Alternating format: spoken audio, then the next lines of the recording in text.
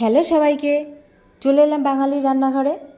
আজকে একটা নতুন ভিডিও শেয়ার করছি আপনাদের সঙ্গে। এইভাবে যদি সয়াবিন রান্না করে বাড়ির সবাইকে খাওয়ান, প্রশংসায় পঞ্চমুখ হতেই হবে। চলুন ভিডিওটি দেখা যাক। নর্মাল জলের মধ্যে এইরকম এক বাটি সয়াবিন নিয়ে ভিজিয়ে রেখেছি আধ ঘন্টা। তারপর সয়াবিন থেকে জল বার করে নিয়ে একটা মিক্সি বাটিতে একটা পেস্ট বানিয়ে নিলাম। এই যে এইভাবে পেস্টটা বানিয়ে নিতে হবে, খুব বেশি মিহি হবে না। এরপর 3টে ডিম ফাটিয়ে সামান্য একটু নুন হলুদ মিশিয়ে এটাকে খুব সুন্দর করে মিশিয়ে নেব। এইভাবেই মিশিয়ে নিতে হবে খুব ভালো করে। কড়াইতে তেল গরম হয়ে গেলে ছোট ছোট বড়ার আকারে ভেজে নেব। বড়াগুলো কিন্তু খুব একটা বেশি কড়া ভাজা হবে না, এই রকমভাবে ভেজে নিতে হবে। দেখুন কত সুন্দর হয়েছে। ওই তেলের মধ্যেই কেটে রাখা আলুগুলো লাল করে ভেজে নেব। আলুগুলো ভাজা হয়ে গেছে। গোটা জিরে গরম মশলা ফোড়ন দিয়ে পেঁয়াজগুলোকে ভেজে নেব।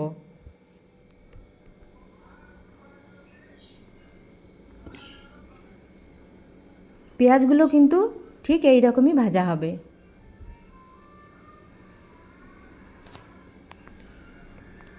পেঁয়াজ ভাজার মধ্যে দিয়ে দিলাম ধনে জিরে বাটা, আদা বাটা, টমেটো পেস্ট, লঙ্কা বাটা, নুন হলুদ আর স্বাদ মতো একটু চিনি, সামান্য একটু জল দিয়ে মশলাটাকে সুন্দর করে কষে নেব।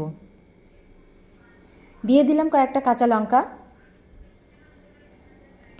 জল দিয়ে মশলাটাকে কষলে কিন্তু কড়াইতে লেগে যায় না। মশলা ততক্ষণই কষবো যতক্ষণ না মশলা থেকে তেল ছেড়ে আসছে। ভেজে রাখা আলুগুলো দিয়ে দেব। একটু নাড়াচাড়া করে জল ঢেলে দিলাম।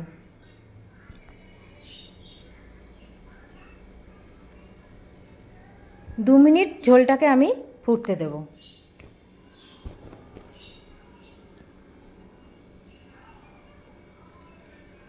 ঝোলটা ফুটে উঠলেই ভেজে রাখা বড়াগুলো আমি দিয়ে দিলাম। দেখুন কত সুন্দর ফুটে উঠেছে। নামানোর আগে একটু ঘি দিয়ে নামিয়ে নেব। কত সুন্দর কালার হয়েছে। কথায় আছে না, আগে দর্শনধারী তারপর গুণ বিচারি। ভিডিওটি কেমন লাগলো অবশ্যই জানাবেন। লাইক কমেন্ট শেয়ার করতে ভুলবেন না। Bye bye.